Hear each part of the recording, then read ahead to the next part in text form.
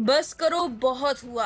आखिर देश की चीफ जस्टिस को किस बात पर गुस्सा आया, बताएंगे। पहले जरा आप ये वीडियो जल्दी से सुनिए।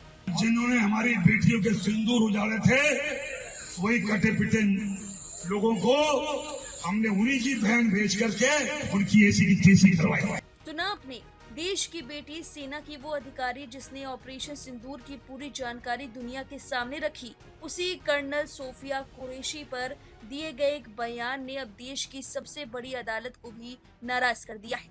और अब मामला सुप्रीम कोर्ट पहुंचा तो खुद चीफ जस्टिस का गुस्सा फूट पड़ा। कोर्ट रूम में ऐसी तर्क टिप्पणी हुई कि हर कोई हैरान रह गया। दरअसल मध्य प्रदेश सरकार के मंत्री कुंवर विजय शाह ने कर्नल सोफिया कुरैशी को लेकर विवादित बयान दिया था। उन्होंने सार्वजनिक मंच से सोफिया कुरैशी को आतंकियों की बहन तक कह डाला। बयान सामने आते ही देश भर में बवाल मचा। सोशल मीडिया से लेकर राजनीतिक गलियारों तक मंत्री की आलोचना हो गई। मामला इतना बढ़ा कि मध्य प्रदेश हाईकोर्ट ने खुद संज्ञान ले लिया।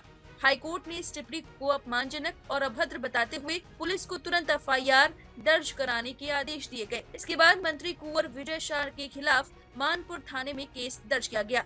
लेकिन कहानी यही खत्म नहीं हुई। असली ड्रामा तो सुप्रीम कोर्ट में देखने को मिला।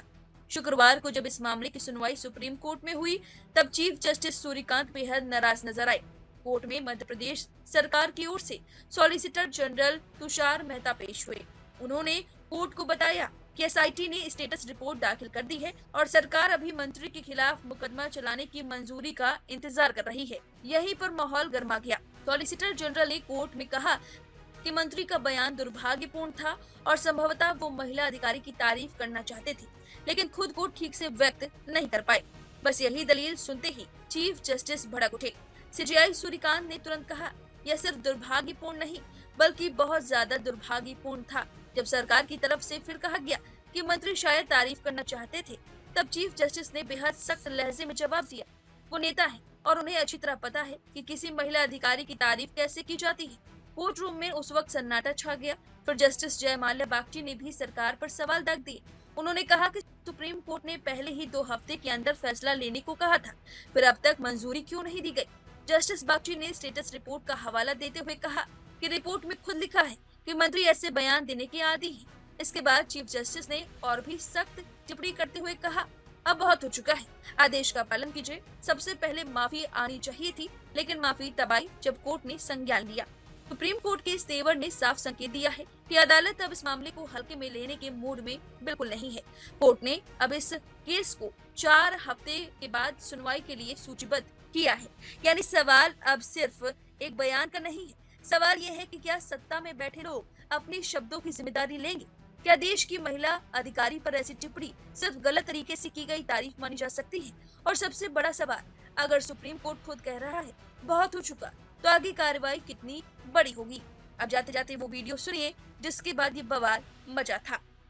जिन्होंने हमारी बेटियों के सिंदूर उजाड़े थे, वही कटे पिटे लोगों को हमने उन्हीं की बहन भेज करके उनकी ऐसी की तैसी करवाई। एक बार मोदी जी के लिए जोरदार ताली बजाएं।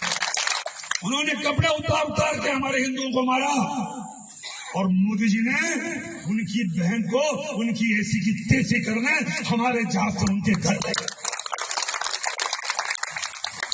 अब मोदी जी कपड़े तो उतार नहीं सकते थे, इसलिए उनके समाज की बहन को भेजा कि तुमने हमारी बहनों को अगर विधवा किया है तो तुम्हारे समाज की बहन आके तुम्हें नंगा करके छोड़ेगी। देश का सम्मान, मान सम्मान और हमारी बहनों का सुहाग का बदला तुम्हारी जाति की समाज की बहनों को पाकिस्तान भेजकर अगर कोई ले सकता है। और उन्होंने कहा था